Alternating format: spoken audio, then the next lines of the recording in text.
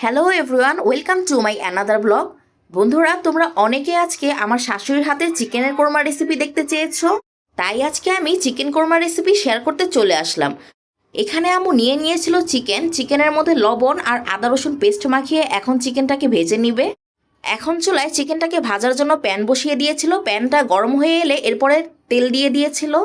কিছুক্ষণ অপেক্ষা করতে হবে তেলটা গরম হয়ে আসার জন্য। তেলটা গরম হয়ে আসলে এক এক করে চিকেনের পিসগুলোকে এখানে দিয়ে দিয়েছিল। চিকেনের পিসগুলি সব দেয়া হয়ে গেলে চিকেনটাকে খুব বেশি ভাজবে না, হালকা ভাজবে। খুব বেশি ভাজা হয়ে গেলে চিকেনের কোরমাটা একটু ড্রাই হয়ে যাবে, এজন্য হালকাভাবে ভেজে নিতে হবে। চিকেনটা ভাজা হয়ে গেলে কোন পর্যায়ে উঠাবে এটা আমি তোমাদেরকে একটু পরেই দেখিয়ে দিচ্ছি। এই তো দেখো, চিকেনের এক পাশ ভাজা হয়ে গিয়েছে। এই পর্যায়ে আম্মু এটাকে উল্টিয়ে দিচ্ছিল। বন্ধুরা, তোমরা দেখতেই পাচ্ছ চিকেনটা এরকম হালকা ভাজা হবে। এরপরে অপেক্ষা করতে হবে আরেক পাশ ভাজার জন্য। চিকেনটা ভাজা হয়ে গেলে এই পর্যায়ে আম্মু এক এক করে চিকেনগুলোকে তুলে রেখে দিবে। এক এক করে সবগুলো চিকেনের পিস তোলা হয়ে গেলে এরপরে তেলের মধ্যে দিয়ে দিবে পেঁয়াজ বাটা প্লাস পেঁয়াজ কুচি। এ পর্যায়ে পেঁয়াজটাকে তোমরা ভালো মতো নেড়ে নিবে। নাড়তে হবে ততক্ষণ যতক্ষণ না পর্যন্ত ব্রাউন কালার হয়ে আসে। বন্ধুরা, তোমরা অনেকে আমাকে কমেন্ট করে জানিয়েছো আমার ভিডিও ব্লগগুলো তোমাদের কাছে ভালো লাগে এবং তোমরা আশা রাখো আমি যেন সামনে তোমাদেরকে আরও ভালো ভালো ভিডিও উপহার দেই। থ্যাঙ্কস আপুরা, তোমাদের সবাইকে, যাদের কাছে আমার ভিডিও এত ভালো লাগে, তোমরা আমাকে এত সাপোর্ট করো। আমি চেষ্টা করব সামনের দিকে আরও নিত্য নতুন ভিডিও তোমাদের সাথে শেয়ার করার জন্য।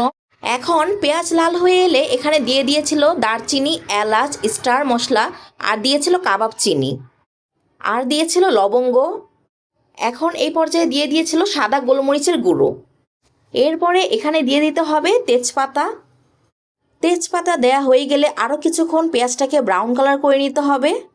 এরপরে এখানে দিয়ে দিতে হবে আদা রসুনের পেস্ট। এখানে 2 টেবিল চামচের মতো দেয়া হয়েছিল। এরপরে দিয়েছিল জিরার গুঁড়ো। এরপরে দিয়েছিল ধনিয়ার গুঁড়ো।